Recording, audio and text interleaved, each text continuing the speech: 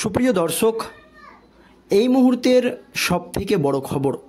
দর্শক, আরজি কর কাণ্ডে সময় যত এগোচ্ছে তত নতুন নতুন তথ্য সামনে আসছে, যা শুনলে হয়তো আপনাদের চক্ষু চড়ক গাছ হবে।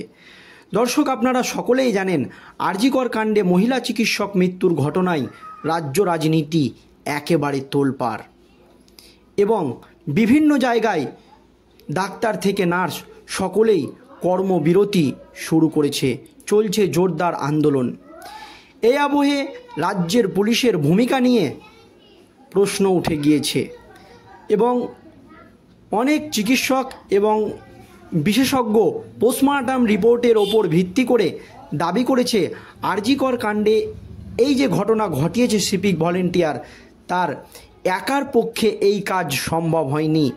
এর সঙ্গে কিন্তু আরও বড় প্রভাবশালীরা জড়িত রয়েছে, এছাড়াও আরও কোনো বড় মাথার হাত রয়েছে, এমনই কিন্তু দাবি করা হচ্ছিল। তবে আরজি কর কাণ্ডে বর্তমানে উত্তাল রাজ্য। আগেই এই ঘটনায় সিবিআই তদন্তের আর্জি জানানো হয়েছিল। মুখ্যমন্ত্রী মমতা বন্দ্যোপাধ্যায় নিজেই প্রয়োজনে সিবিআই তদন্তের কথা বলেছিল। এবার দাবি জানিয়ে কলকাতা হাইকোর্টে জনস্বার্থ মামলাও করা হয়েছে এই সিবিআই তদন্ত নিয়ে। আর তার মধ্যেই চাঞ্চল্যকর দাবি। কি দাবি? কলকাতা হাইকোর্টে মামলার শুনানি কবে? তরুণী চিকিৎসক খুন, ধর্ষণের এই ঘটনা অনেক আগেই সিবিআই তদন্তের দাবি জানানো হয়েছিল। ধর্ষণের এই যে ঘটনা, তার অনেক আগেই কিন্তু সিবিআই তদন্তের দাবি জানানো হয়েছিল। আর এবার এই কাণ্ডে উচ্চ আদালতে 3টি পৃথক মামলা দায়ের হয়েছে বলে খবর। রাজ্যের বিরোধী দলনেতা শুভেন্দু অধিকারী, আইনজীবী ফিরোজ এডুওলজি এবং বিজেপি নেতা তথা আইনজীবী কৌস্তব বাগচি মামলা দায়ের করেছেন। প্রত্যেকটি মামলায় কলকাতা হাইকোর্টের প্রধান বিচারপতি টি.এস. শিবাজ্ঞানামের ডিভিশন বেঞ্চে দায়ের হয়েছে।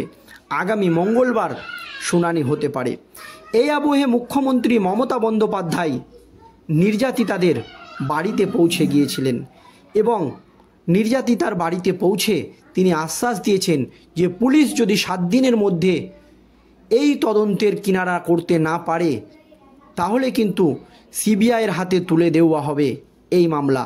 মানে বিরোধী দলনেতা শুভেন্দু অধিকারী যে দাবি করেছিল সেটাকেই কিন্তু মান্যতা দিয়েছেন মুখ্যমন্ত্রী। আর এই আবহে 13 বছর আগে কোচিং থেকে প্রেম, রাত 11:30 শেষ কথা, তারপরই বিস্ফোরক।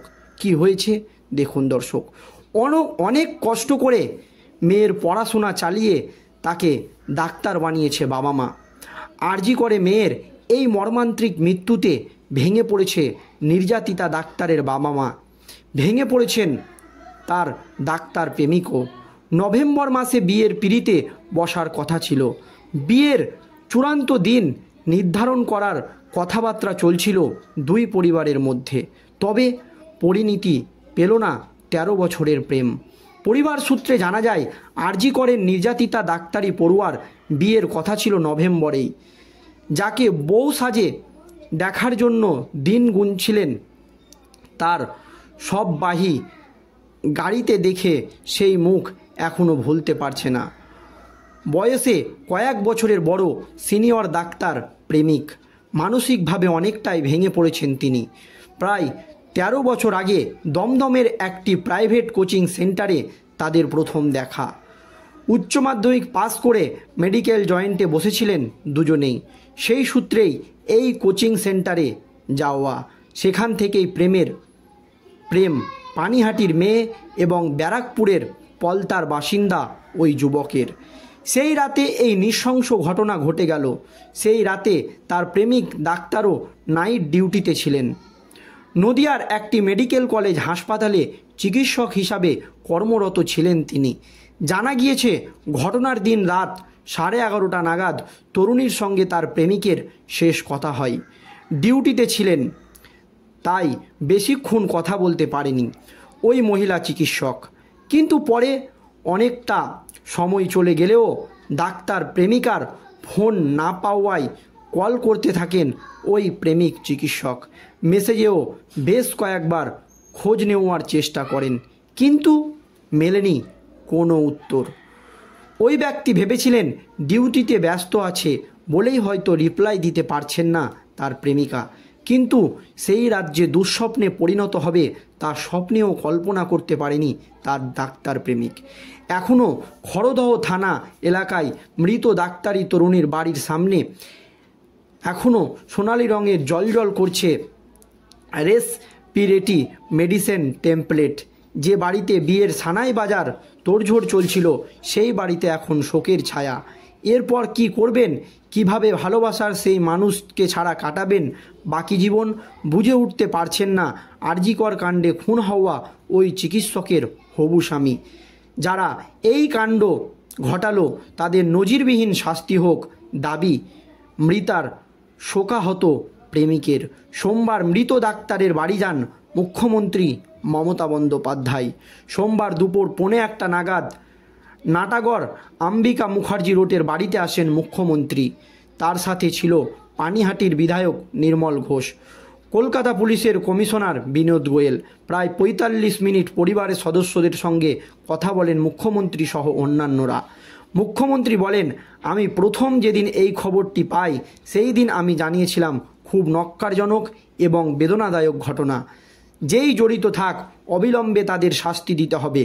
আমি চেয়েছিলাম এটা যেন ফাস্ট ট্র্যাক জুডিশিয়াল কোর্টে হয়, যাতে তদন্তের অগ্রগতি হয়, এবং সেক্ষেত্রে আমরা ফাঁসির দাবি জানাবো।